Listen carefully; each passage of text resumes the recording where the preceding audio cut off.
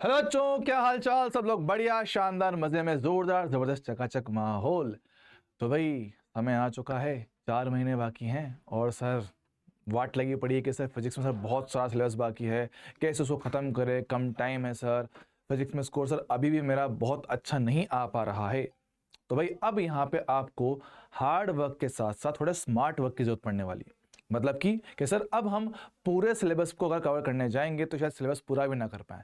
ठीक है, तो अब आपके लिए जो मैं चीज़ लेके आया हूँ वो छोटा सा आपके लिए स्मार्ट तरीका है बची हुए टाइम में फिजिक्स को इस तरीके से कंप्लीट करना कि आप लोग अपने एग्जाम में 150 प्लस का स्कोर अचीव कर पाओ। 150 का स्कोर आना फिजिक्स में एक अच्छा स्कोर मानते हैं भाई, है ना। और खासकर उन बच्चों के लिए जिनको फिजिक्स में ज़्यादा डर लगता है। तो सर ये कैसे होगा? तो इसके पहले आपको ये समझना पड़ेगा कि पिछले 5 साल में अपने एग्जाम का पैटर्न क्या रहा है, आपके फिजिक्स में किन चैप्टर से कितने कितने क्वेश्चंस रहे, हमें वो चीज़ को ज़रा देखना पड़ेगा। ठीक है, तो बहुत सारे बच्चों ने डिमांड किया था कि सर हमें ज़रा कि बता दीजिए कि किन चैप्टर को या किन किन चैप्टर पर हम ज़्यादा फोकस रखें, कम टाइम में हम किन चैप्टर को करके अच्छे से अच्छा स्कोर लेके आ सकते हैं। तो वो वीडियो अब आपके लिए यहाँ पे हाजिर है। ठीक है, तो भाई देखते हैं क्या कहते हैं। हमारे पास का सिंपल सी कहानी ये है। 11th क्लास भैया कॉन्सेप्ट वाइज बहुत इंपॉर्टेंट है। हालांकि पिछले 5 साल में यहां से आने वाले क्वेश्चंस के नंबर काफ़ी ज़्यादा कम हो गए हैं। बात करें साल 2024 की, तो साल 2024 में यहां से मात्र कितने 19 क्वेश्चन थे, 19 क्वेश्चन थे, है ना, 19 या 20। हाँ, ये कि थोड़ा बहुत कॉन्सेप्ट आपका मिक्स करके इनका यूज किया गया था। ठीक है, तो साल 2019 में आपके क्वेश्चन 19 से 20 आपके रहे थे और 12th वाले चैप्टर से आपका अराउंड 30 क्वेश्चंस आपके एग्जाम में रहा। तो भाई एक बात तो क्लियर है कि हमें ज्यादा फोकस अपने 12th क्लास के सिलेबस पे रखना है, पर सर 11th को पूरी तरह नहीं छोड़ सकते हो। सर क्यों? क्योंकि 11th आपके ऐसे चैप्टर्स होते हैं जो आपका बेस बनाते हैं। अगर वो आपको पता होते हैं तो 12th के टॉपिक करने में आपको काफी आसानी रहता है।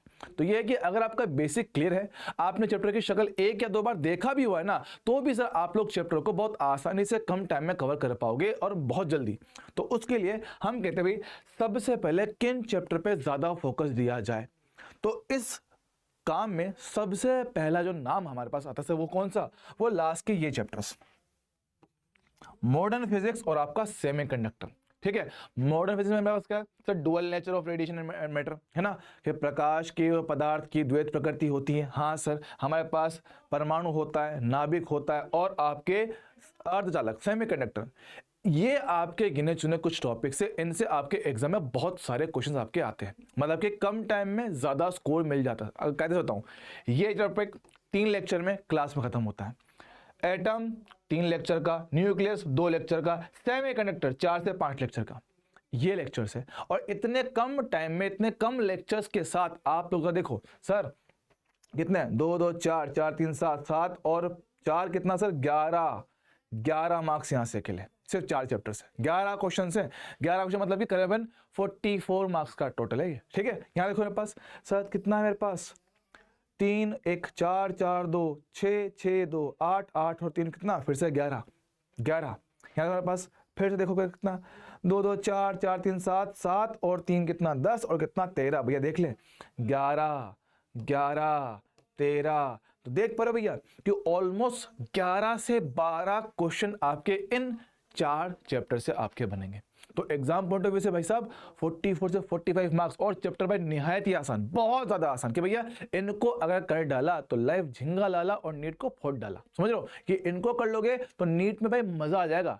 और ये वो चैप्टर है जो पढ़ने वाला हर एक बच्चा कंप्लीट करके जाएगा गारंटी के साथ। तो आप भी इनको कंप्लीट कर लो ताकि कम से भी कम उनके बराबर तो आप यहां आ जाओगे। ठीक है सर, अब उसके बाद इनके अलावा हम किन चैप्टर पे और ज्यादा फोकस दे सकते हैं सर, वो कौन से? अब सर 12th में चैप्टर्स बड़े सारे हैं। देखो रे ऑप्टिक्स आपका चैप्टर बहुत बड़ा है, 14 से 15 लेक्चर लेता है और क्वेश्चन वहां से कोई बहुत ज्यादा आ नहीं रहा है। एक क्वेश्चन है ना, कहा गया, ओहो रुको रुको, ओहो हमने गलत चूज कर लिया क्या? ओहो जरा देखो मेरे पास, कोई दिक्कत नहीं है, तो भी अच्छा खासा स्कोर है। यहाँ देखो पास ये आपके क्वेश्चन थे, 7-8 क्वेश्चन है। ठीक है, 7 से 8 क्वेश्चन आपके यहां बन रहे हैं हर बार 7 क्वेश्चन आपके यहां बनते हैं। अब बात करते हैं रे ऑप्टिक्स। रे ऑप्टिक्स आपका 14 से 15 लेक्चर मिनिमम लेता है। अब 14-15 लेक्चर 2-2 घंटे कंप्लीट करो, उसके बाद भी 2-3 क्वेश्चन आएंगे। और क्वेश्चन रे ऑप्टिक्स के साथ जनरली अगर आएंगे तो फॉर्मूला बेस आएंगे, फॉर्मूला बेस आया तो कर लोगे, टफ हुआ तो नहीं हो पाते। ठीक है, तो अगर मैं कहूं कि अगर लास्ट टाइम है, समय कम है, टॉपिक आपको लोगों को जितना हो पाए उतना कवर करना है, तो आप रे ऑप्टिक्स को छोड़ सकते हो, क्योंकि चैप्टर बड़ा बहुत है, टाइम बहुत लेता है, उसके वजह से 2 क्वेश्चन। हाँ, वेव ऑप्टिक्स किया जा सकता है, टॉपिक बहुत छोटा, 4 से 5 लेक्चर का, और क्वेश्चन कंफर्म है, 2 क्वेश्चन उसके आने तय हैं। वेव ऑप्टिक्स के 2-2 क्वेश्चन आपका तय है हर साल भैया, कि 2-2 क्वेश्चन उसके आने तय हैं, 2, 1, 2, 5 ऐसे क्वेश्चन आ रहे हैं।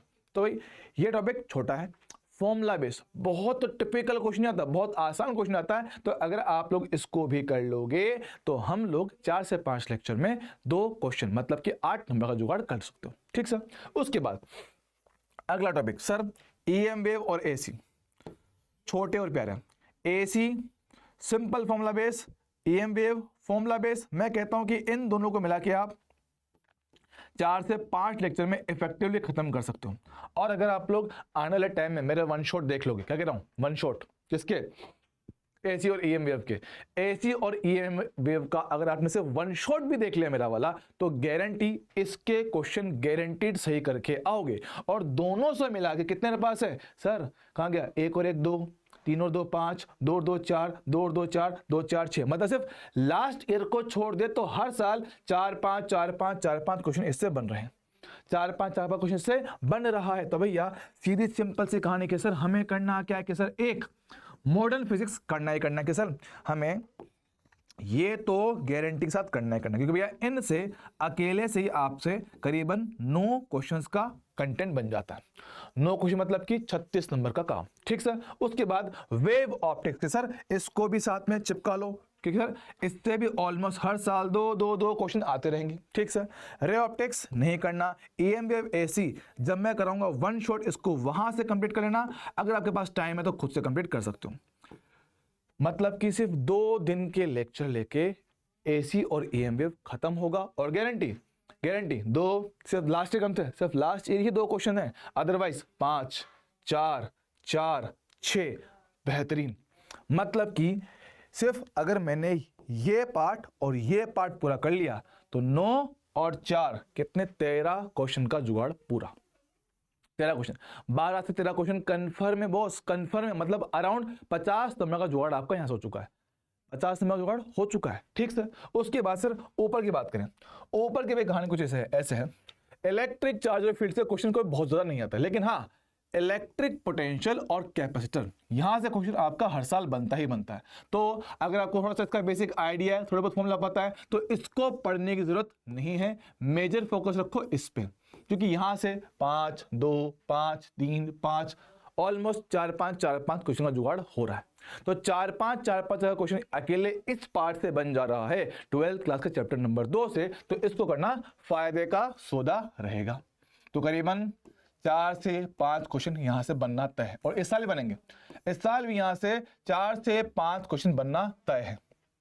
तो भैया 13 और 5 कितने होंगे, 18 क्वेश्चन जुगाड़ अपने पास यहीं से हो गया। ठीक सर, मैग्नेटिज्म मैटर सर इससे क्वेश्चन सिर्फ लास्ट ईयर आए थे, उसके पहले 0 0 0 1 1, तो भैया छोड़ दो, कोई दिक्कत नहीं, हटाओ।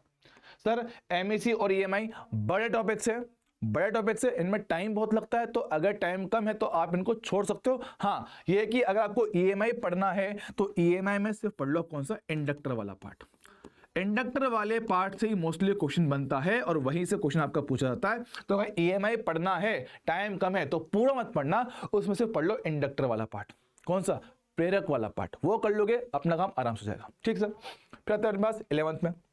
सर 11th में किस पे फोकस करें भाई, सबसे पहले सर थर्मल फिजिक्स। सर क्यों, थर्मल फिजिक्स ऐसा पार्ट है जिसका आधा हिस्सा आप लोग ऑलरेडी केमिस्ट्री में पढ़ते ही हो, वो वापस यहाँ पे रिपीट करते हो, तो आधी चीजें आपको ऑलरेडी पता है, कुछ 1-2 टॉपिक इसमें नए पढ़ने पड़ते हैं, जैसे कि थर्मामीटर होता है, आसान सा टॉपिक है, थर्मोमेट्री कैलोरीमेट्री, उसका क्वेश्चन आते ही नहीं है।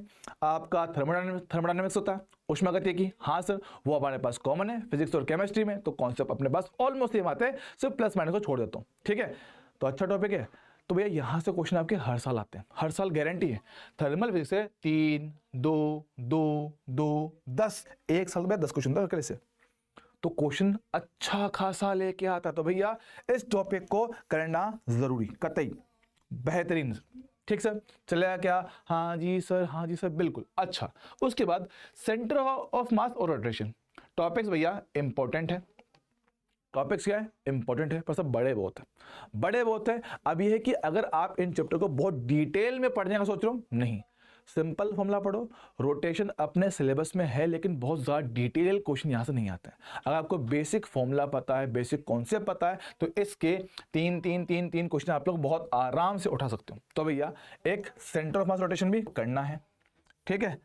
लेकिन इसके बाद अगर प्रायोरिटी किसको देना है, तो वो ग्रेविटेशन, दूसरे नंबर पे। ये दो तो उठाना, क्योंकि ग्रेविटी का फिक्स है, हर साल दो क्वेश्चन फिक्स है और निहायत आसान, सीधा सिंपल फॉर्मूला बेस्ड। तो भैया ग्रेविटेशन थर्मल फिजिक्स करना ही करना है, करना ही करना है। अच्छा, तो उसके अलावा एसएचएम वेव्स नहीं पढ़ो चल जाएगा, क्योंकि बड़ा भी है।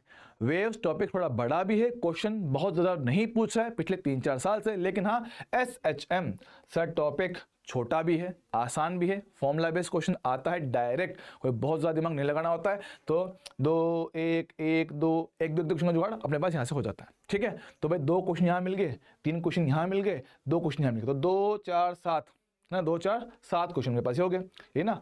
अगर रोटेशन में कर लेते हो तो 3 क्वेश्चन का जुगाड़ और हो गया, 10 क्वेश्चन यहाँ के, पिछले पेज के 18 क्वेश्चन, 18 और 10 कितने, 28 मेरे पास हो चुके हैं। तो 28 मतलब ऑलमोस्ट आपका आधा पेपर कंप्लीट हो चुका है, ठीक। उसके अलावा आप देखो यूनिट डायमेंशन, तीसरी मेन प्रायोरिटी इसको देना है, क्योंकि यहां से भी 3-4 मेरे पास क्वेश्चन आ ही रहे हैं, ठीक है। तो भैया करीबन 3 क्वेश्चन इसके हो गए, तो 3 2 ये क्वेश्चन आपको पैटर्न दिख पा रहा है। तो भैया 12-13 क्वेश्चन यहाँ के बन गए, 18 क्वेश्चन 12 के बन गए, करीबन 30 क्वेश्चन का जुगाड़। ये वो टाइम है अपन अगर ये ढंग से कर लिए तो 120 तो कहीं नहीं जा रहे। अब थोड़ा टाइम एक्स्ट्रा दे पाओ तो आपके पास मतलब पूरी कहानी क्लियर है। काइनेमेटिक्स अगर आता है तो 3 क्वेश्चन का जुगाड़ यहाँ से बनेगा, ठीक है, अगर टाइम दे पाओ, ठीक है। टाइम बिल्कुल ही कम है, तो जो अभी तक बताया वो कंप्लीट करना 120 कंफर्म। अदरवाइज थोड़ा एक्स्ट्रा टाइम दे पाओ तो काइनेमेटिक्स 3 क्वेश्चन और बढ़ जाएंगे, है ना। एनएलएम है, थोड़े क्वेश्चन मेरे पास और बढ़ जाएंगे। तो इनको अगर टोटल कर लोगे तो भैया करीबन 35 क्वेश्चन कंफर्म आप एग्जाम में उठाओगे। और 35 क्वेश्चन समझते हो कि करीबन कितना 140 ना, 140 नंबर बैर मिनिमम मेरे पास आएंगे। और बाकी चैप्टर से थोड़े बहुत फॉर्मूले पता है तो 150 भी अचीवेबल है, ठीक है। तो इतना काम आपको कर लेना है। अगर आप लोगों ने इतना भी कर लिया दोस्त, मतलब मजा आ जाएगा शानदार तरीके से, ठीक है। तो आई होप आप लोग मेरी बात समझ पा रहे होंगे। तो अपन इस वीडियो को बहुत बड़ा नहीं करेंगे, इतनी सी कहानी है, शॉर्ट में समझाइए, इसको कर लेना, मजा आ जाएगा, ठीक है। बाकी इनको करवाने की जिम्मेदारी मेरी भी है। तो जब तक अपने वन शॉट लेक्चर नहीं आते हैं तब तक आप इनको जितना हो पाए खुद से कवर करने की कोशिश करो। बाकी इनको टॉपिक बता दिए हैं कि किन टॉपिक पे फोकस रखा जाए। अगर इन पे फोकस रखोगे तो आप लोग नीट फिजिक्स के लिए 140 से 150 नंबर का जुगाड़ बहुत आराम से कर सकते हो। उससे भी कम करना है तो मैंने बता दिया कि ये चैप्टर कर लोगे तो 120 प्लस तो कंफर्म है, आएगा ही आएगा, ठीक है। तो आई होप भाई कहानी क्लियर होगा। मिलते अगली बार, तब तक के लिए ओके टाटा।